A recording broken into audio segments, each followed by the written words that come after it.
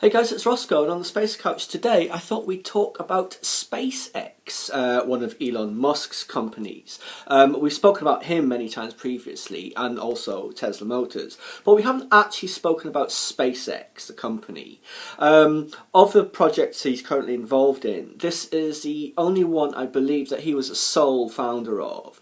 The precursor to Tesla Motors already existed before he joined, for instance, and it's his cousins who are involved in Solar City.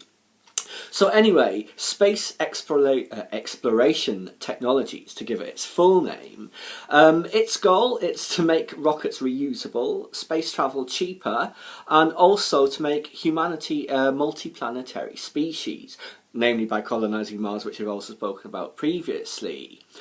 So, how would you make rockets reusable? Well, this is what he's doing at the moment. There's been 2 attempts now to land a Falcon 9 rocket, first stage, on that autonomous spaceport drone ship, as it's known. Now, obviously it exploded both times, but don't let the media fool you into thinking that these tests were failures, because they were anything but. Rockets, as you know, very expensive and can be only used once as things stand at the moment, but by being able to reuse this first stage over and over, like you reuse a car or an aeroplane or anything like that, you cut the cost of rockets, and hence spaceflight, by an order of magnitude. It currently costs, I believe, approximately $20,000 per kilogram to launch something into orbit. SpaceX, if they can make these rockets reusable as they hope, should be able to cut that to $200 per kilo. And short of a space elevator or the invention of artificial gravity, that's about the only way you're going to be able to cut the cost of spaceflight so dramatically.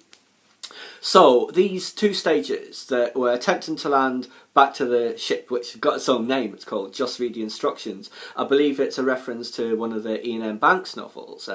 So, they both made it back to this barge, but the first one ran out of hydraulic fuel for its, those grid fins, the X-wings, just before landing, so it just came in and exploded. The second one, it also made it back to the drone ship and landed, but it had too much momentum. It came in and then it kind of swung a little bit and it couldn't recover it. So it toppled over and exploded. Very great footage from both of those as well. It's very interesting. Drone ship unscathed both times, pretty much. I mean, it's clearly been built sturdy, which is a good thing. Now, like I said, you might think them exploding is a failure, but it isn't. Consider what they've managed to do. They've managed to return the first stage from outer space, reignite the engines, or some of the engines, turn it around, fly it through the atmosphere to a target that from 160 miles up is very small indeed. This is essentially landing on a dime or on a postage stamp, for all intents and purposes. That is in itself revolutionary. I don't believe anyone else has ever managed anything like it. And surely it is just going to be a matter of time before one of those stages lands successfully, it doesn't topple over. Whether it's on the drone ship or whether it's on the landing pad, we'll have to wait and see. Like I said, none of the other companies have shown anywhere near this kind of technological sophistication, or the desire for that matter, to do the same with their rockets. But once it happens, this is a huge step forward for mankind. And it will be remembered for a very long time afterwards. It'll be headline news around the world, I guarantee it. Or at least it should be. The next attempt to do one of these controlled landings is in 2 months' time. So that'll be June 2015. Fingers crossed, it'll be 3rd time lucky. Well, I'll say 3rd time lucky landing on a barge, or attempting to, but they have managed to return several first stages back to for a soft landing in the ocean. This was another precursor step. Obviously, see if you can land it on the ocean, see if you can land it on the drone ship, see if you can land it on land. It moves along like that. So there's also all those test flights that have been running from the base in McGregor in Texas, where we first saw the fantastic drone footage of the first stage and the Grasshopper prior to that, rising up to 750 metres or higher, progressively got higher, hovering and then returning back down, scaring the cows on the way. We get closer and closer to a successful landing each time. There's been so much work put into it. And there's the added benefit, if it's successful, Elon Musk has said he's going to treat himself to a volcano lair if it works. I mean, his Twitter profile picture is him doing a Blofeld with stroking a white cat and doing the Dr. Evil thing. So, mind you, he probably already has got the plans for the geothermal power plant to power that lair. Now, there are a couple of other companies supposedly working on reusable rockets. Jeff Bezos, the guy behind Amazon, and his Blue Origin company is very secretive. No one really knows what they're doing. There's that New Shepard capsule they're supposedly building. This rocket is working with Boeing as well. So they were in a legal spat with SpaceX recently because Blue Origin tried to patent the process that SpaceX is using, you know, launch a stage, bring it back, land it on a ship. Apparently this patent was a little bit too wide in its application, so it's my understanding it's likely to be cancelled or whatever it is they do to patents. But maybe this gives an idea of where their thinking was also headed, unless it's just a cheap attempt to spike Elon's guns or his rockets. You never know, these crazy space billionaires, they probably do like to play against each other a lot. As well as Blue Origin and Jeff Bezos, Boeing, United Launch Alliance, I think, in this instance, are also playing with this idea of reusability. There's an upcoming new rocket they want to build, the Vulcan. This is going to replace things like the Delta Heavy and the Atlas, or various versions of that.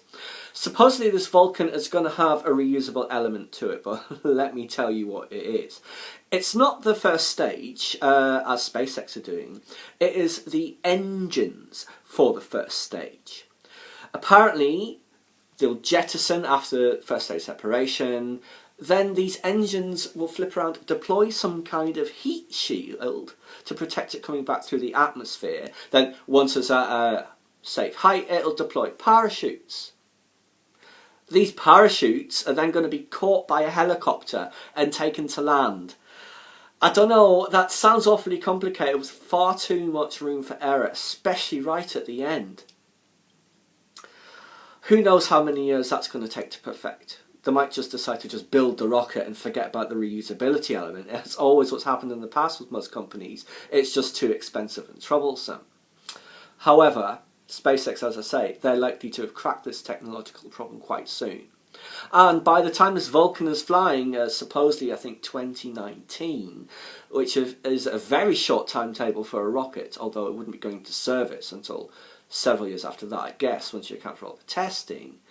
By then, reusable rockets might just be the norm, and everyone else, this rocket included, and the upcoming Ariane 6 and whatever the Russians have got planned, they're going to be scrambling to catch up, or it is going to be just like the dinosaurs and the asteroid.